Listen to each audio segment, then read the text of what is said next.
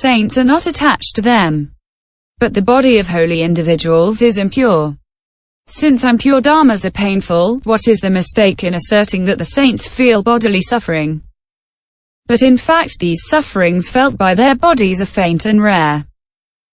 Question. If all that is impermanent is suffering, the path too is suffering. How can you drive suffering away with suffering? Answer. The aphorism all that is impermanent is suffering applies to the 5 aggregates of attachment, but the path, although impermanent insofar as it is formation, is not called suffering. Why? Because it destroys suffering and does not create attachment.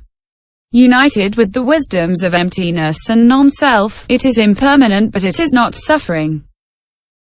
This is why the Arhats, at the moment they obtained the path, say the following stanza. We do not rejoice in being reborn. Neither do we rejoice in dying. With mindfulness and awareness, we are waiting to leave when the time comes. When the Buddha entered Nirvana, Ananda and the disciples not yet detached from passion, who had not yet cultivated the Eightfold Noble Path, wept and lamented. The Anagamans detached from desire were all frightened. The Arhats, whose impurities were destroyed, remained impassive and only said, "The eye of the world has disappeared too soon." It is because they possessed the power of the path that these Arhats, who had received great favors from the Buddha and appreciated his immense qualities, did not experience any suffering. This is why we know that the path, although impermanent, is not a cause of suffering and therefore it is not called suffering. Only the 5 aggregates of attachment are suffering. Why? Because one clings to them, because they are impermanent and insecure. Here in regard to the meaning of suffering, what has been said above concerning Vedana Smrtyupus Thana should be fully repeated. Furthermore, those who possess a body are always suffering, but out of stupidity, they do not take it into account. Thus it is said, since it is very tiring to ride a horse, one looks for a place to stand up. Since standing up is very tiring, one seeks a place to sit down. Since sitting down too long is very tiring, one looks for a place to lie down in peace. Much fatigue results from these activities. What at first was pleasant then becomes painful. To look straight ahead or to the side, to breathe in and out, to bend down, to stretch out, to sit down, to get up, to walk or to stand still, to go or to come. Nothing can be done without suffering. Question. The 5 aggregates of attachment are suffering, but it is as a result of a subjective notion of suffering that they are suffering. Actually, if everything is suffering, why did the Buddha say, there are 3 kinds of feeling? Pleasant feeling, unpleasant feeling, and feeling that is neither unpleasant nor pleasant. And if suffering comes from a subjective notion of suffering, how can you say that the holy truth of suffering concerns a real suffering? Answer. Yes, the 5 aggregates of attachment are suffering, but ordinary people, under the influence of the fourfold error and urged on by desire, consider the 5 objects of enjoyment as happiness. It is as though someone smeared ointment onto a man's ulcer, and when his suffering has stopped, he thinks this ulcer, which itself is not happiness, is happiness. The Buddha spoke of 3 kinds of feelings in accordance with the views of the world, but in reality there is no happiness there. If there was truly happiness in the 5 aggregates of attachment, why did the Buddha say, the destruction of the 5 aggregates of attachment is happiness?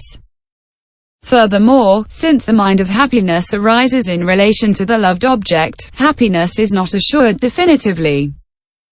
If happiness were assured, it would not depend on attachment of the mind in the same way that if fire were really hot, it would not depend on kindling to heat up.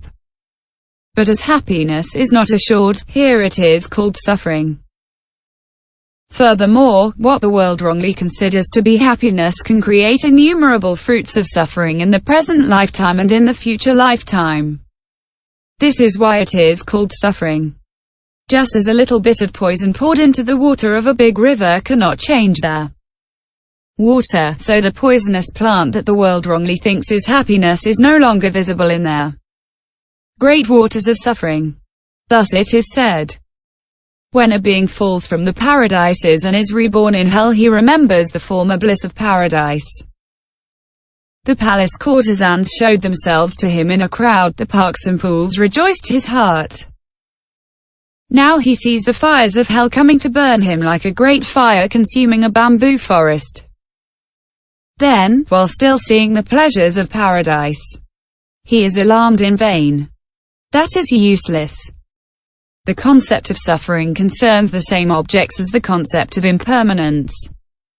Analysis of suffering in these many different ways is called the concept of suffering. E. The concept of non-self. Concept of non-self. That which is suffering is non-self. Y. The 5 aggregates of attachment are all suffering and have no independence. If they have no independence, they are non-self. If they had an independent self, it would be impossible for the body to feel suffering.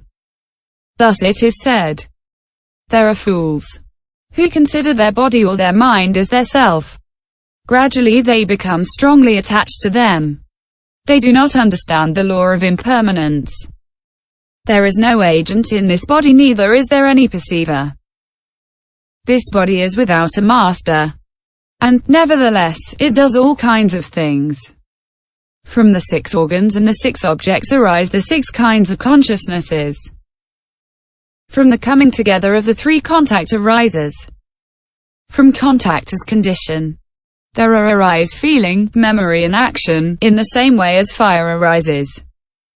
When the lens, kindling and the sun come together, organs, objects and consciousnesses having come together, the action to be accomplished is realized.